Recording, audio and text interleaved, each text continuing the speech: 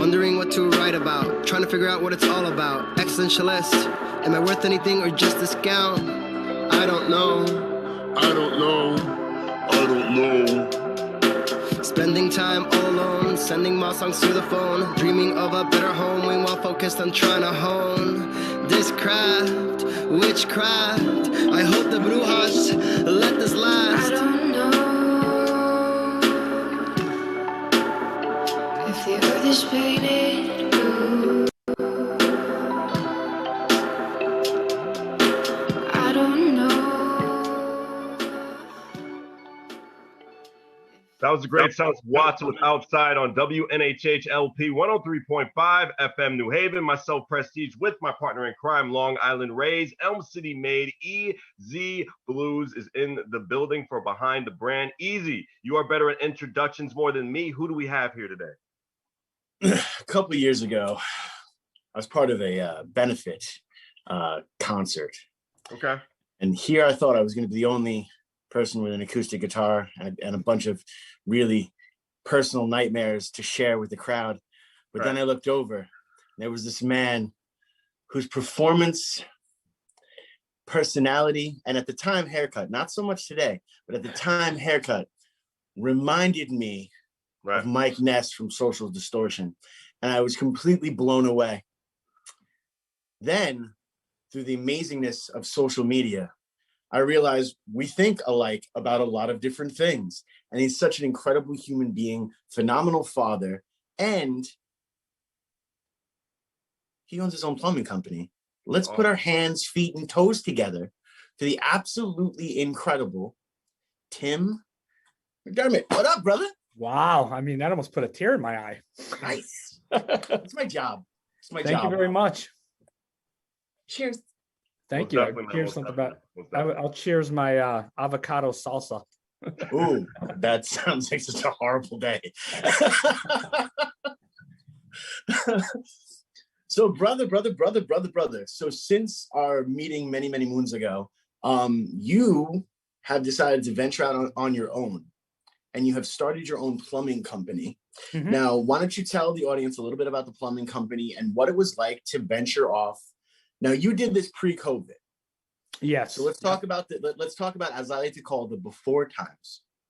And then let's talk about what it was like to have your own business during COVID itself. And, you know, it was considered one of the essential working businesses and different things like that, but still was probably a little bit more slowed down than before.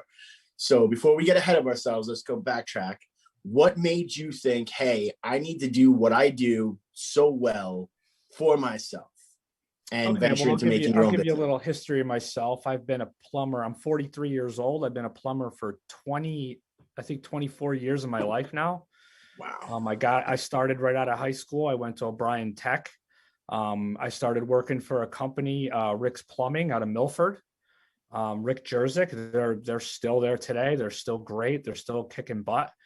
I worked there for 14 years, got my licensing, kind of got my groove down over there, my style. Believe it or not, in plumbing, you got to kind of have you kind of learn the ways of it's almost like an art in a lot of ways, believe it or not. Mm-hmm. I left there. This was probably after the 2008-9-ish collapse. Mm-hmm. I started noticing a change in the business. The housing market started collapsing and residential. We started evolving more into commercial plumbing, which became a little more cutthroat. And we were moving into the tract housing stuff. Kind of got a little stale. So I moved over to a company that did more industrial mechanical plumbing out of Hamden for 6 years. From leaving kind of a small mom and pop plumbing company to go to a company that had about 50, 60, plumbers working for them. I started meeting other plumbers and noticing that, hey, I could do this myself. I know the business, I know the trade, I've seen both sides of it. And, from Rick's really got the idea of how to run a business because it was so mom and pop. I had a second child, and I just realized it was time to get out there and do my own thing. So I got my contractor's license in 2016, opened up At Your Service Plumbing, and then just started going with it. Took on some help for a little bit, but ended up kind of backing out of that and stripped it down to kind of myself to make it more of a personal one-on-one experience with customers. You know, I do a lot of service work. I have a handful of contractors that I work with on a daily basis. And yeah, through the COVID thing, that was definitely a fear of mine. Like, am I going to be able to sustain business? How's this going to work? You know, I have a family to take care of, you know? So what I did was I moved into the home advisor lane. Like, got involved with home advisor to sort of spread my name out there a little quicker. You know, kind of jump started a bit, and it worked phenomenally. It just started getting me to new clients, and you know, I'm the type of plumber, once I kind of get in the door with a customer, they don't lose my number. And my number just spreads around. And that's kind of what it's been. I mean, it's been tough. It hasn't been easy. It's a lot of long days, a lot of long nights, a lot of responsibility, but it's extremely gratifying. Awesome. Yeah. No, that's awesome. And I love the fact, even in the story itself, you were able to stay a single day ahead. That a lot of business owners and a lot of people, musicians, no matter what, they never look ahead at where the trends are going. And just in what you explained, you seem so not focused on tomorrow, but understanding that tomorrow is going to be a little bit different than today. So it's better to prepare for tomorrow while you're dealing with today. And I think that's lost a lot in life itself. Everyone's either so focused on tomorrow or so focused on yesterday that we forget that we're here right now. And I love that about your story. Now, you said I could tell you from the years of working for other companies, there was a lot of that thinking about tomorrow. And you know, the first company I worked for, there was a lot of intimidation there, like almost making you feel like that it wasn't possible to do something like this. Like, yeah, you don't want to take on that responsibility. You don't want to be that guy. You don't want to do this. You don't want to do that. But it's always been in my kind of heart and soul that, you know, that I've always kind of been an independent guy. You know, I'm an independent musician. I'm an independent, you know, businessman. I think outside of the box. I'm an independent guy politically. And so it just seemed like a natural fit to do it. And yeah, with the COVID, it was scary, but the thing about plumbing is everybody needs it. Everybody's plumbing fails. Everybody's plumbing goes. Everybody has to get the things upgraded. And especially with a lot of people being at home right now, a lot of people are using their plumbing. So, you know, so it just became a really easy kind of transition in with the protection of masking up and, you know, and taking all that stuff into consideration. You know, I do find it fascinating that, you know, I was pretty much out there all last year plumbing, masking up, going into people's homes, doing my thing, never once. You know, I know of people who have gotten COVID. I know of people who have gotten really sick from COVID. I really dodged that bullet. And I'm grateful for that, you know? So, yeah, it's been quite the ride, to be honest with you. We got him. Yeah. What happened? Kind of froze a little bit. Yeah. Did I freeze or did it? I mean, I could keep talking. Well, I think. No, I think he's still in and out. Oh man, but man, that's crazy, man. Just going. I might have frozen like that. Easy, we got you now. Am I here? I don't know. I think we got you. I think you're back in motion, man. Coming in and out. Okay. But I'll be, you know, while that's happening, it was crazy. You know, it was scary. Yeah. You know, you didn't know what was going to happen, you know, like it was like you felt like the world was collapsing right in front of your face. But, you know, I still would get up every day, Yeah. You know, my first boss told me when I got into the business for myself, I remember asking him, "Hey, Mhm. Rick, you know, what's the trick? How do you do it?" And he said, "Tim, go out there and find something to do every day. If you Yeah. find something to do every day, you'll never have a problem." And that's ring true here on out. My phone rings every day, you know, almost to the point where it's like frustrating, you know, like you want to take a day off and you almost can't. But that's also a sweet feeling, you know. Yeah, yeah, it's a great feeling to actually get paid for your own business, and Absolutely. Sure. nothing's more exhilarating than that. No. And I think the best thing I can come out what you just said with all your answers today is just the best networking is just word of mouth. I mean, Absolutely. if people Yeah. love you and love what you do, it will just spread so much. It's just insane. Now I know you went to all these houses. Did you ever go to like any hospitals or any No, other no. businesses? You know, okay. No, you know, again, I tried to gear my business. In the Mhm. first couple years, I tried to jump into the multi-housing type thing, and I got Right. killed. Ooh. It didn't work. I didn't have the guys to do it. I didn't have the capital to do it. I had the attitude to do it. I've Right. done it before, but I'm Mhm. only one man.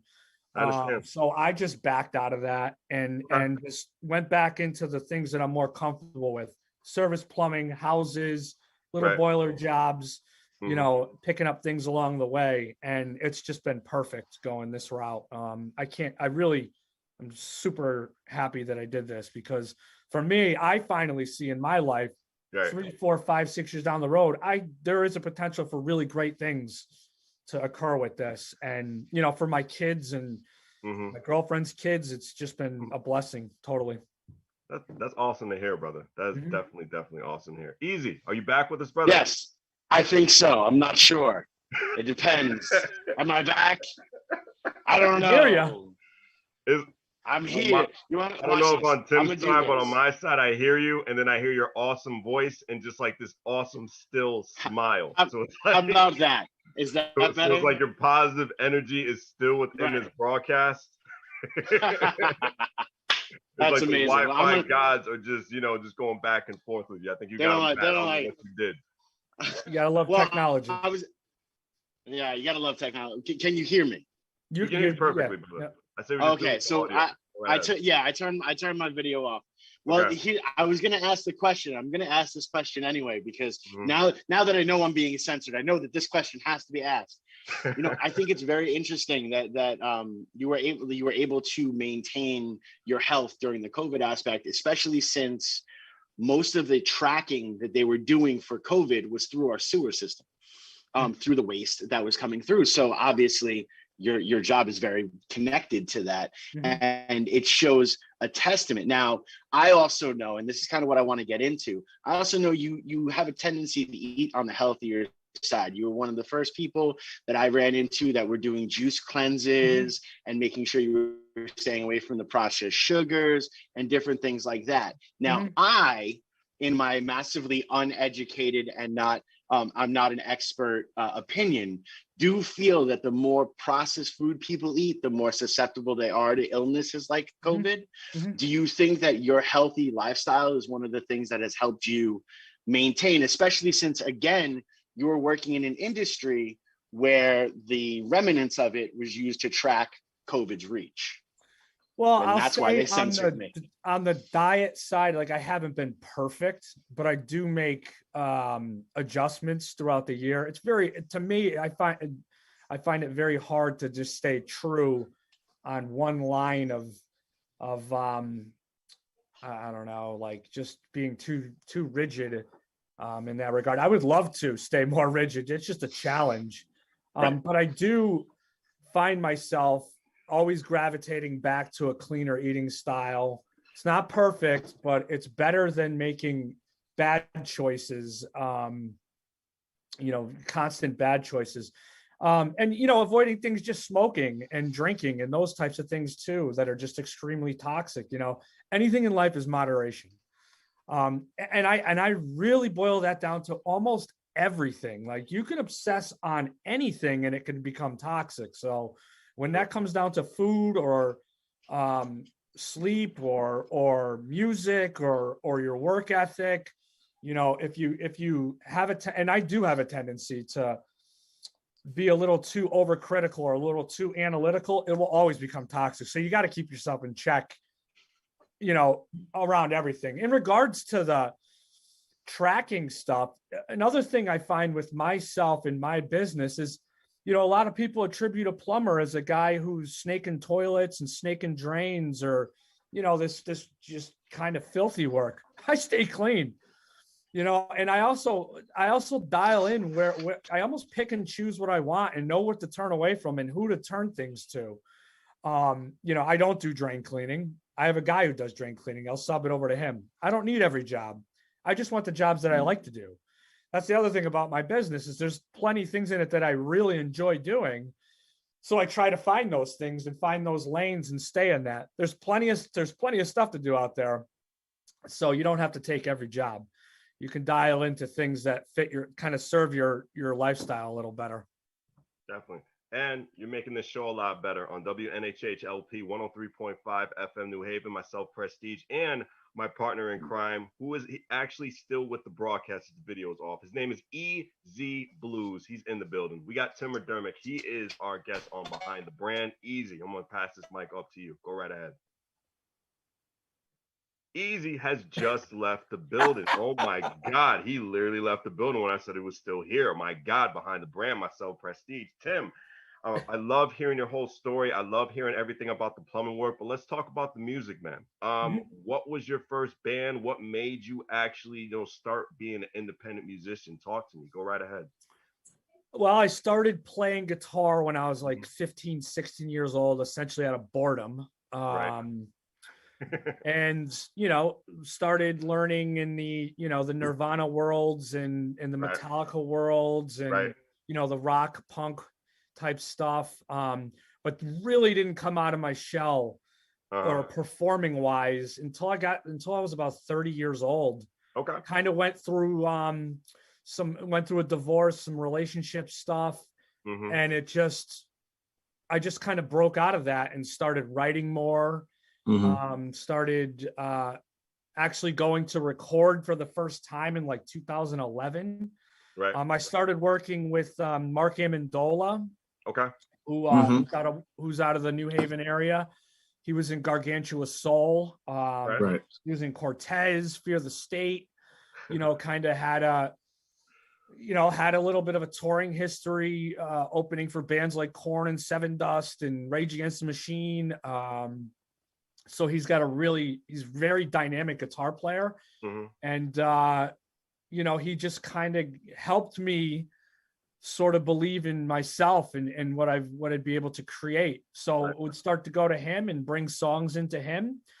And then we would start mixing them and building them. The first band I sort of built was a band called Bad Larry, which lasted for about 3 years. I had Rick Mazza on bass and Mike McGeehan on the drums. It was a 3-piece band. And then I had a second child and had to kind of hone in on my business. That's when I kind of got into the plumbing thing.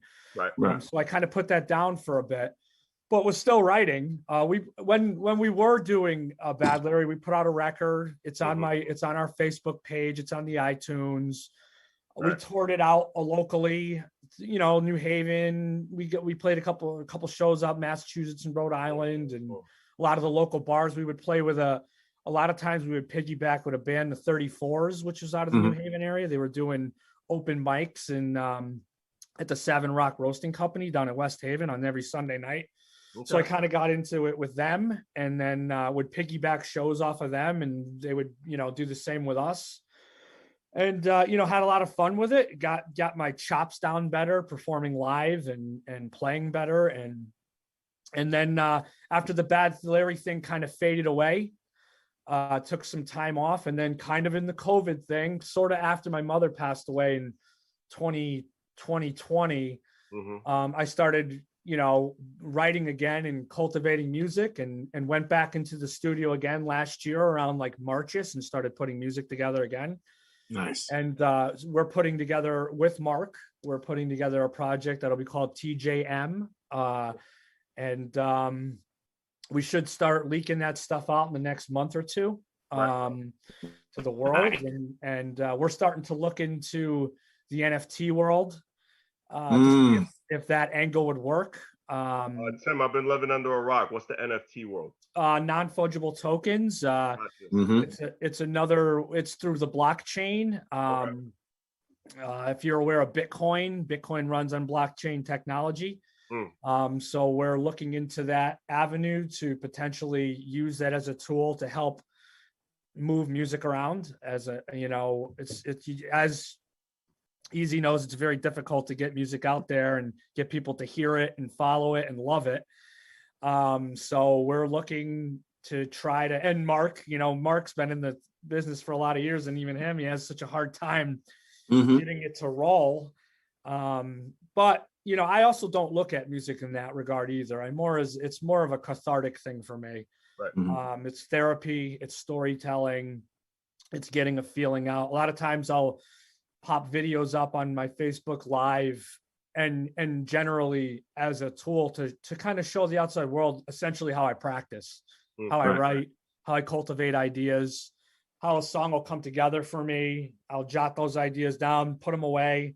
I got audio files. I probably got, 200-300 audio files on my phone of riffs and song ideas. And, so our goal, Mark's goal and my goal, is to just continually keep making the music and keep leaking it out there and just keep pushing it, So it's safe to say you got about at least you give or take about 8 or 10 albums saved up. Right now, I have about 30 songs written. We have nine released, 9 getting ready to be released, 9 that have been made but haven't been put out. And and there's just a whole catalog of stuff to just keep building off of, it's just beautiful. Yeah. See, Press, what you have to understand is when musicians say I have a whole phone full of ideas and clips, that means there's 8 measures of a certain guitar lick that you like. There's another, thing of you going boom, patop, boom, boom, pop, patip, pop, boom, patop, boom, boom. So there's thousands of them, yes, and they all might work into one song. That's the way it goes, because sometimes when you're making a song, it's like you're building a Lego set. Yeah, you take a little bit of brick from here and a brick from there, and you stack it all together, and it's in those layers and those textures. And for other people who've been living under a rock, so people understand exactly who you're working with. Gargantua Soul was on the level of Steve Rogers, and now I can't remember that freaking band's name. Why am I blanking?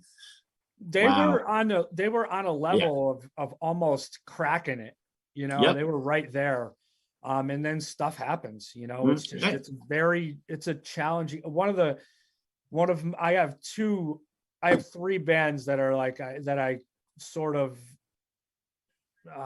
navigate. I kind of use as motivation: Metallica, Social Distortion, and Local H.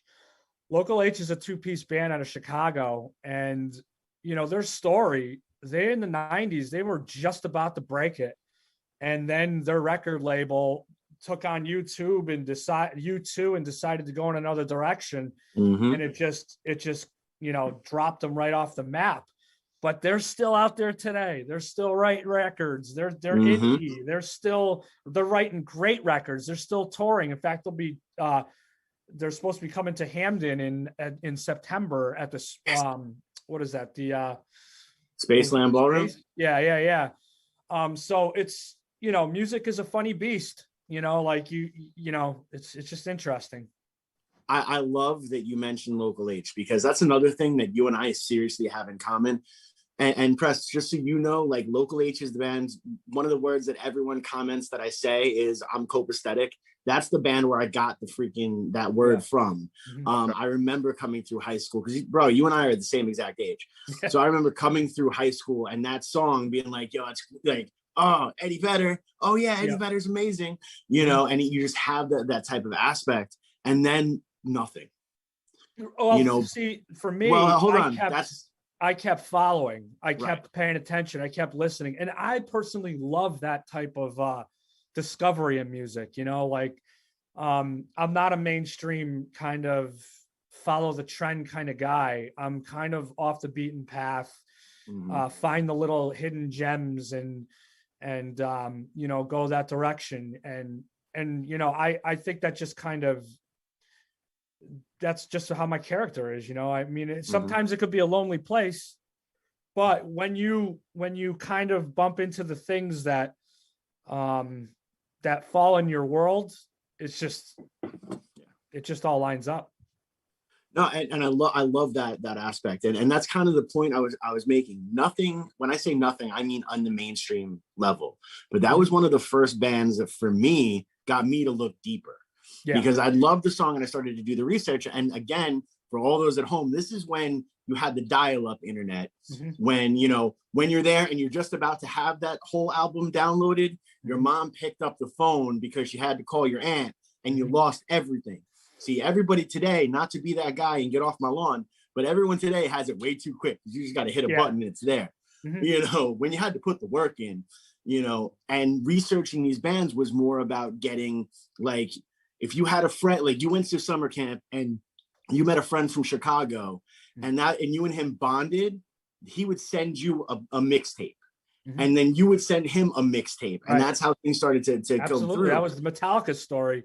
You know, It all started with mixtapes and you know, got them. Next thing you know, they're flying, you know, they're taking a bus out to New York to write, you know, Kill 'Em All. And, you know, the you know, sending Dave Mustaine back on the bus, you know, and the rest is history, you know. Now it's what, 40, 50 years down the road, you know, they're still looking for inspiration to write and create and navigate through it all. And, you know, I just love that stuff, man. I mean, you know, and again, to me, I don't look at, like, that's kind of where Mark and I, he's more the business side, because he's seen it, he's played in it, he's tasted it, he knows how cutthroat it can be, where I'm more of the I'm just more of the kind of the spiritual side, you know, like I'm just in, you know, trying to find the riff, trying to find the melody,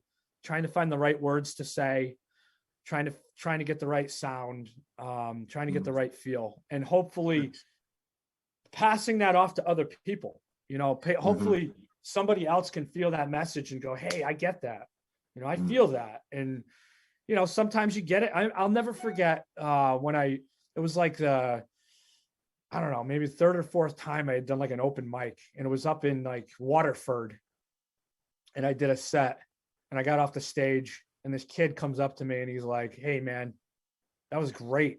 Because I don't know what you played, but it was phenomenal. Like you were awesome. And so when a kid, like, you know, a young kid comes up to you like that, you know, 20, 21 years old, I was like, yeah, that, you know, that's the feeling you're looking for, you know? No, exactly. And it's so important. And it's so important for people to realize that. I also love the fact that you're already looking into the NFTs type of thing. You know, I do feel that that's going to be some sort of, I don't know exactly how it's going to work yet. And honestly, I haven't looked into it enough, and I'm part too burnt to really look into it too much. And, you know, I'm just a little dumb enough to not quite understand it. So I'll have somebody fully explain it to me, and then I'll have someone check them, because especially in the music industry, you need someone to check that other person that's giving you that information, because sooner or later they're getting their 10% on the back end. Well, that's where the NFT world comes into play, because it kind of gives the artist almost sole ownership of what you're doing, where you're not, you know, relying on that other piece to kind of guide you, and then, you know, kind of get caught in your back pocket. If you're looking to, you know, make money off your music. I mean, I'm a funny guy. I look at music in a way where I look at art, where I don't believe art should hold a dollar to it, because it's art. And if you start taking art and using it as a tool where you think that you're going to make money off of it, then it's not art anymore. Now it's a commodity. It's not art. Now it's just a product. And I feel like a lot of that gets lost nowadays. Like, I think I try to stay in my own lane and not look at it that way. I try to look at the music that I write as pieces of history in my life that I'm cataloging and sharing for my children to see down the road. When they, when I'm old and gray or gone, and my kids, open up one of my files and see all the stuff that I've written over the years, that's where it makes sense to me. Right. No, and it's very true. Like I feel very similar when it comes to the music itself, but in the business aspect, I've also created a brand behind the music. Right. So for me, it's a matter of we get the music out so more people can fall in love with the brand itself, and then they want to buy a t-shirt, and our t-shirts are amazing and they're really cool. Right. And everyone should buy a t-shirt. But also we are now in that industry too, where that's where the money's going to come from anyway. You want to go get the radio play so you can find out demographically where you can tour to sell the most amount of merchandise when you play the show, because you're going to get pennies on the dollar to play the show. Hopefully that pays for the gas to get there. Right. But if you did it right, if you have that moment and if you hold them and you control that moment when you're playing live, which to me is the pinnacle of it all. Yeah. I never love or hate a band until I see them live. I will listen to them and I will tolerate them. But the minute I see them live, that's when I know whether it's a band I'm going to follow or not. Absolutely. And I, as a performer, that's kind of how I feel too. Me personally, I grew up watching the movie Great Balls of Fire. And there's that one moment where Chuck Berry and Jerry Lee Lewis are arguing about who's going to close out the show. And Chuck Berry goes, no one goes on after Chuck Berry. So Jerry Lee Lewis plays the show. He plays Great Balls of Fire. He takes Jack Daniels, pours it all over his piano, lights it on fire, finishes the song, walks off stage and goes, go on after that. That's how I go into every performance. Right. This is why they don't allow me to have matches or a lighter when I'm on stage, because I might light something on fire. But that's kind of how I try to bring it forth, is like, no matter what, they're going to remember what the heck just happened. And that's why next Friday, April 23rd, Shame Penguin is Fiction. If you're not one of the 50 people there, you're missing out on something.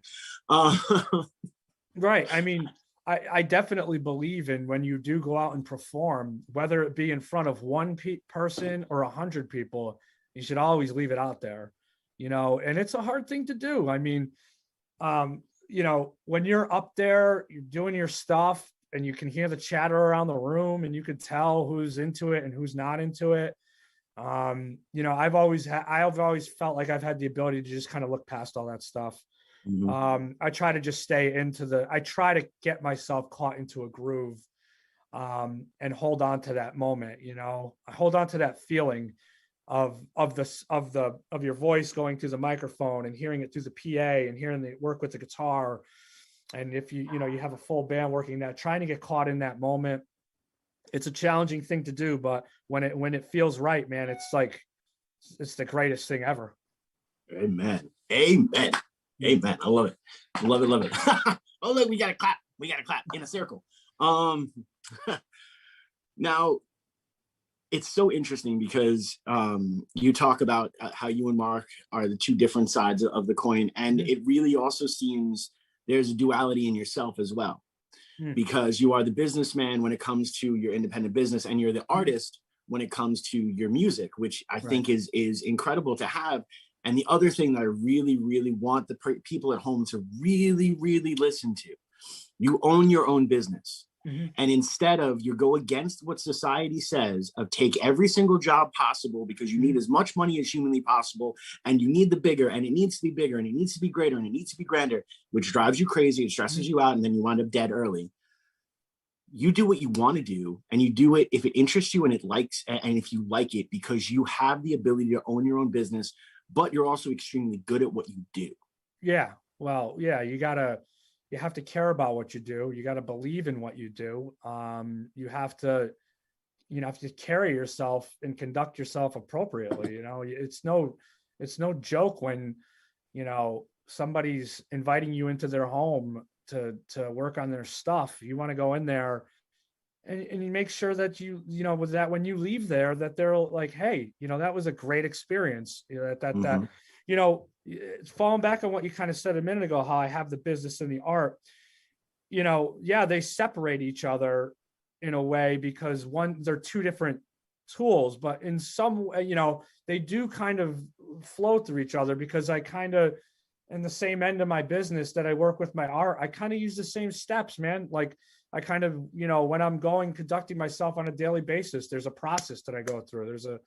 There's a way that I go about my business and I conduct myself. So yeah, it's fascinating that it works that way. But as I alluded to earlier about moderation and all those things, that's life.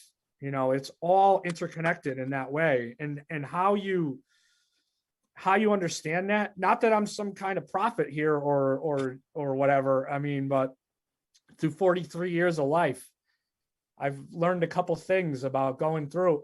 I've learned some things about cutting losses too, like cutting out the dead weight, the people that hang on to you that are looking to leech off of you and take the power that you have, or bury it down in you. Power from you on WNHHLP 103.5 FM New Haven. Myself, Prestige, and my partner in crime, EZ Bluez, on Behind the Brand. Tim, continue your awesome answer. Go right ahead, man. Yeah, I mean, you're gonna run into life. There's gonna be a lot of leeches out there that are gonna see what you do, and they're gonna want to take advantage of that.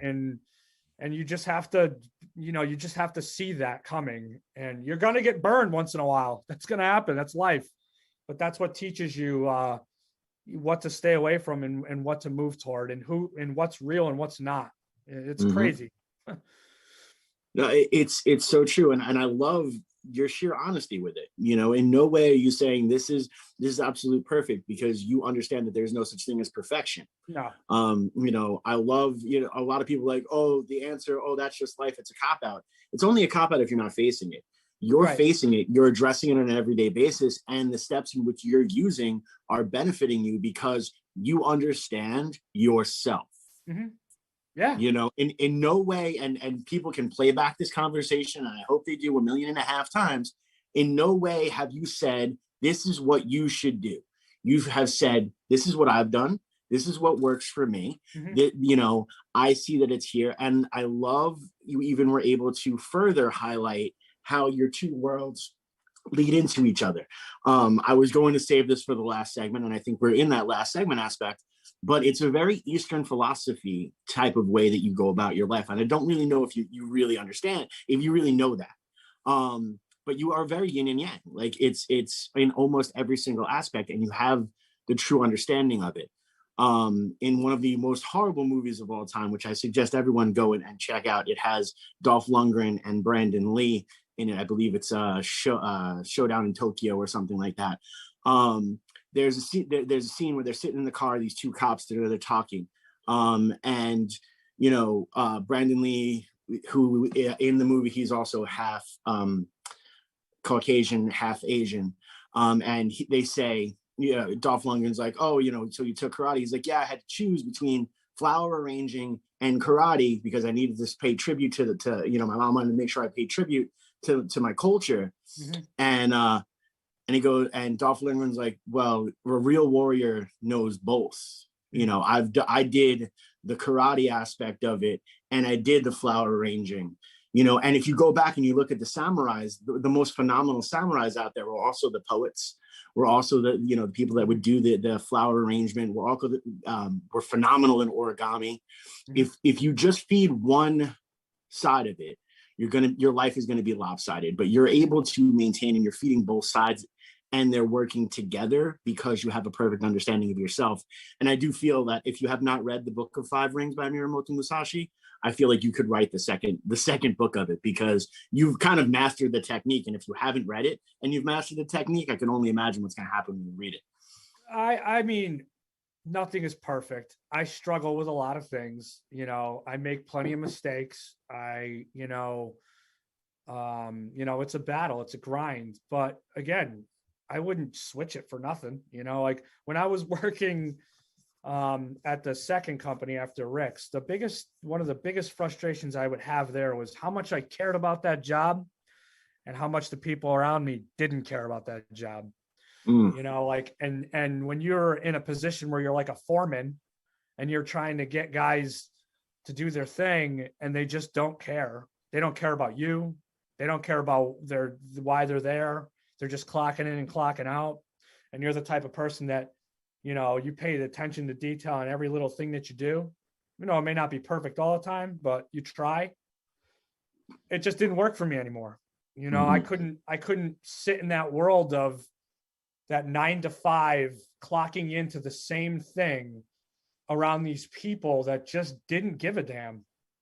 I had to go away for myself to do my own thing, because now it all comes down to me. And at the end of the day, I lay my head down for me and my children with no regrets. Like, I don't have to worry about, Joe Schmo's problems anymore, because he decided he didn't want to do X, Y, and Z. Now that's like, well, if I don't do X, Y, and Z, then I got to deal with it. I carry the responsibility, and I love that. That's awesome. That is awesome. No, I would like to pitch on this though, that with the NFT thing is what I don't think many people are paying attention to is the rise of Bitcoin. Mm-hmm.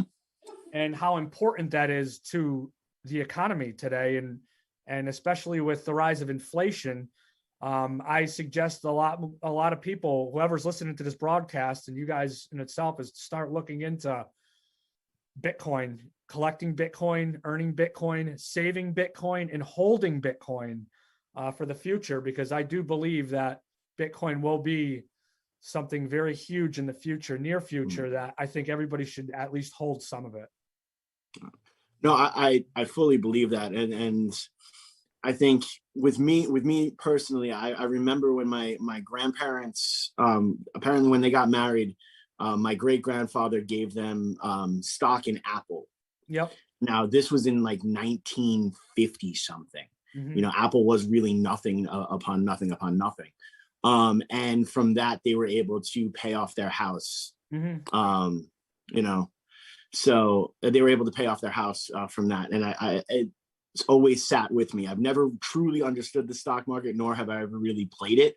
Although when Marvel Comics went, I will say when Marvel Comics did go public many moons ago when I was in high school, I had $5 in Marvel Comics thing. I don't anymore because I think I cashed out at $4.50. That was before Disney. Well, the thing that people don't understand about Bitcoin is not a stock.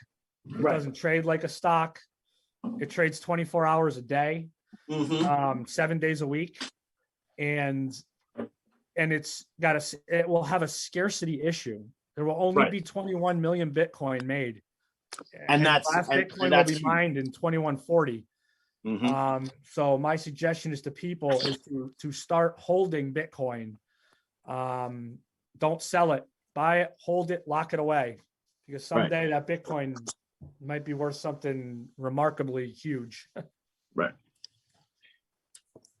It's so interesting because we were the Gen X, or just the end of Gen X, were the last of the true like collectors. You know what I mean? We collected the baseball cards were no longer collectible after us. Mainly because we put it all in our bicycles and we said screw it. But now from that there is this Bitcoin thing, and it's like, oh wait, this is what I grew up on. I'm just gonna take this money that I didn't need right now, and I'm gonna put it towards this, and maybe someday. Because I remember getting that Jose Canseco rookie card, in the pack for $4, and be like, hey, this card's worth $50. I'm gonna hold on to it, and this is gonna pay for my college. Look, and if then people the market took fell out. their stimulus check last year in 2020, that $1,200 stimulus check, and they invested it in Bitcoin, be worth over $12,000 today in real money. Yep. Okay, so like, it's just it's the future of banking. There's a whole network being built up, and you can take your Bitcoin today. You can hold it as collateral to borrow against without a credit check, to borrow fiat money in dollar terms, to pay your debts in the fiat world. You could earn yield on your Bitcoin up to 5, 6 to 8%. You can earn yield on your fiat money in the Bitcoin world. It's there, and I suggest people to take a harder look at it, because it's getting harder and harder to make an honest buck nowadays. It's getting harder and harder to save that honest dollar nowadays. Mm-hmm. You know, a lot of these businesses that got crushed in COVID, a huge majority of them will not come back. One thing COVID showed us is with the creation of Zoom, it's going to send a lot of those businesses where people are going to have to work from home. Those big businesses that are hiring those people that are now working from home, they just put all that money back on their balance sheets to save. So the business world is changing dramatically. So people need to do something to hedge against, especially the rise of the inflation of the dollar. 40% of the dollar was printed last year. 40% of the money supply was made last year. So we're going to be there's a good potential that we're going to run into an inflation crisis. And, you know, one day bread could be $10, you know, like you're going to want to be able to hedge against that and protect yourself from that. And right now, the way to do that is Bitcoin. Yeah. No, look, for those who don't really understand inflation, I came from Long Island and we had this place called Cheap John's. Cheap John's, you could go into Cheap John's with $1 and you can get 5 candy bars. Yeah. Buy 1 candy bar today for $1.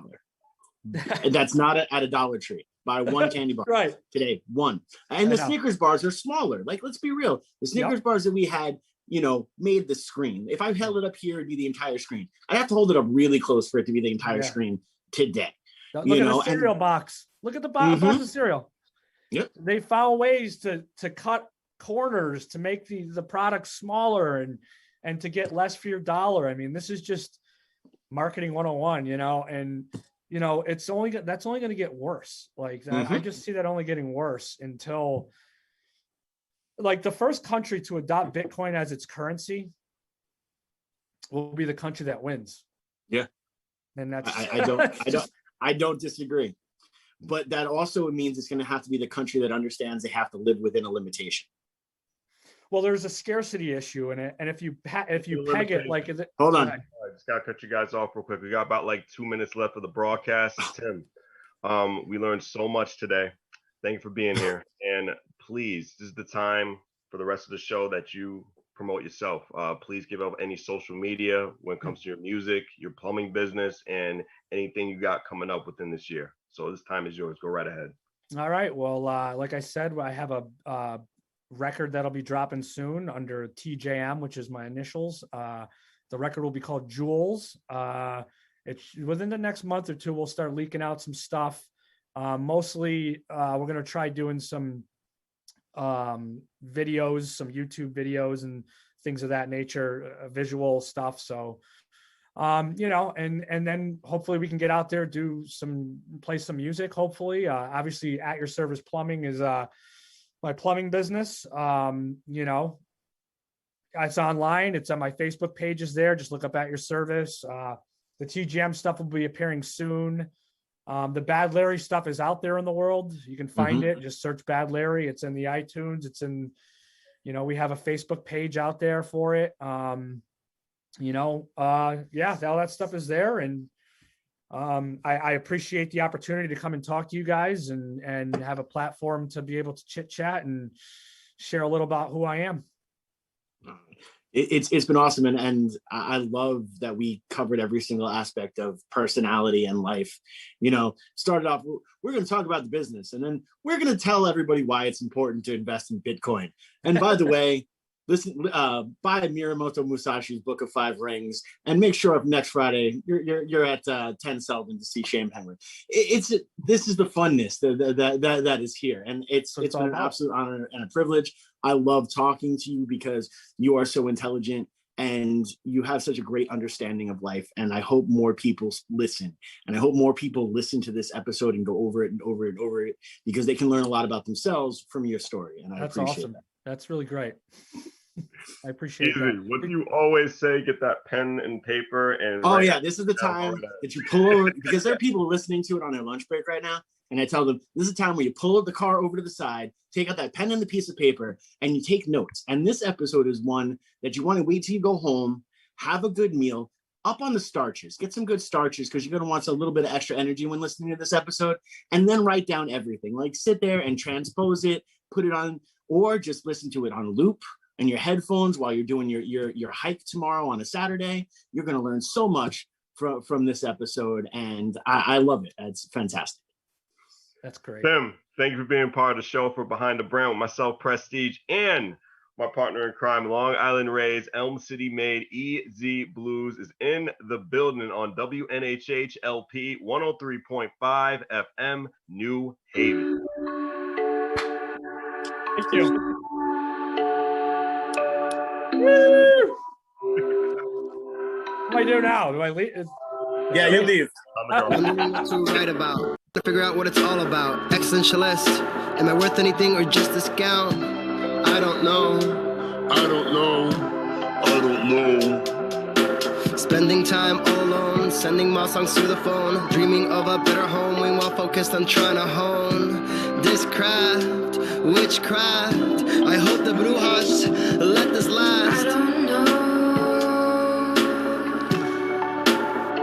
if the earth is painted blue.